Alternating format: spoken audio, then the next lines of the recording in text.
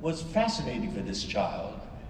For my parents, it was a painful degradation and humiliation. I mean, totally innocent people who had nothing to do with Pearl Harbor. From there, when the camps were being constructed, so that was only temporary. We were in temporary accommodations for 4 months. And then they put us on a train, and we sat in that train for 3 days and 2 nights, all the way to the swamps of Arkansas.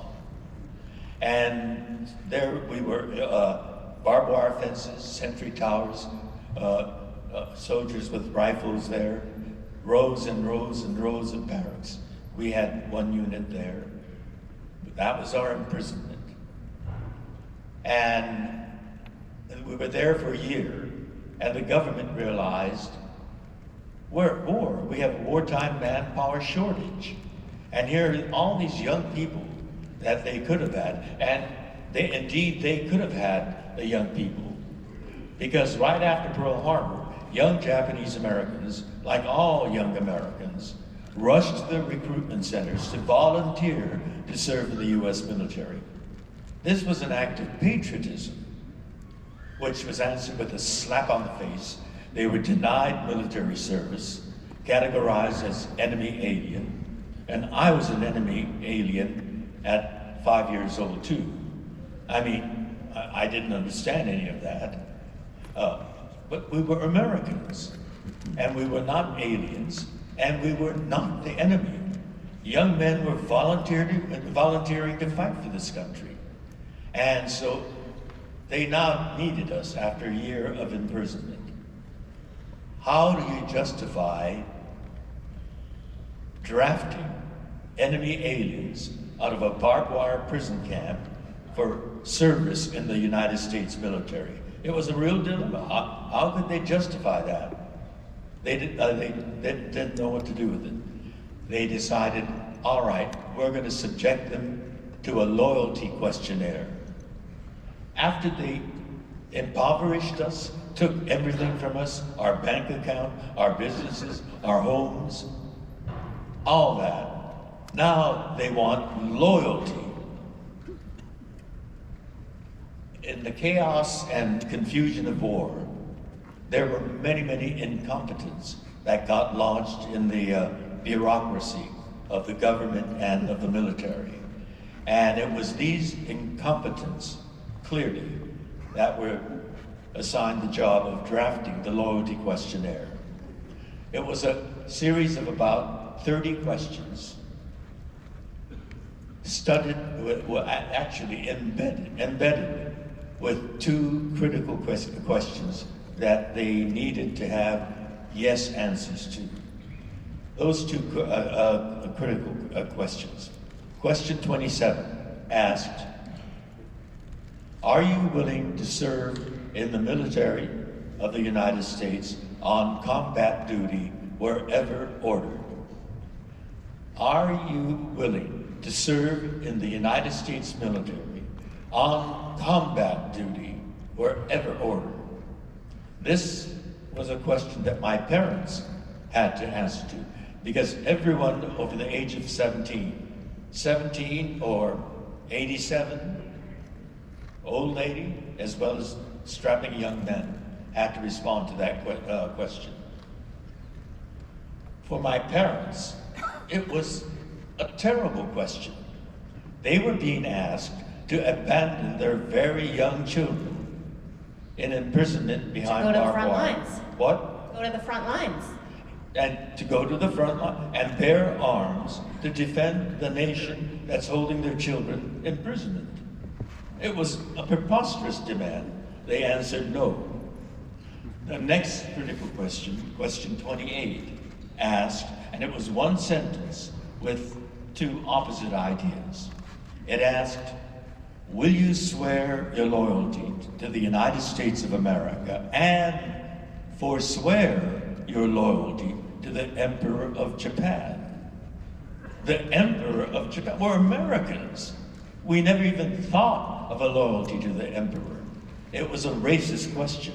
They assumed because we have these faces. Yeah. We have an inborn blood. I wish that I could say that we've moved past that, but because of the coronavirus, Kung flu and whatnot, I feel like a lot of Asian Americans are Same still going mentality. through that right now. We were in prison because there was this sweeping assumption that anyone with faces like this has to be a potential spy or a saboteur or a fifth columnist. You know, I feel like I've spent more time during the pandemic teaching people that China is not the only country in Asia.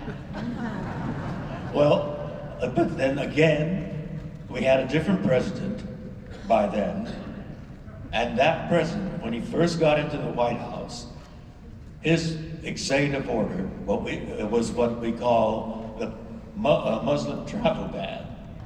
And the assumption, that sweeping assumption, was all Muslims are potential terrorists.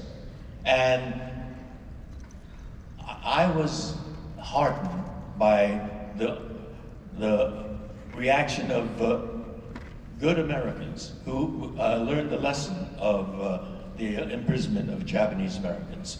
Thousands of young Americans throughout the country Said, we can't do this again. We cannot no, do this let again. me tell you what happened. They rushed to the airports all over America, many of them young lawyers, to welcome the Muslims and provide legal service.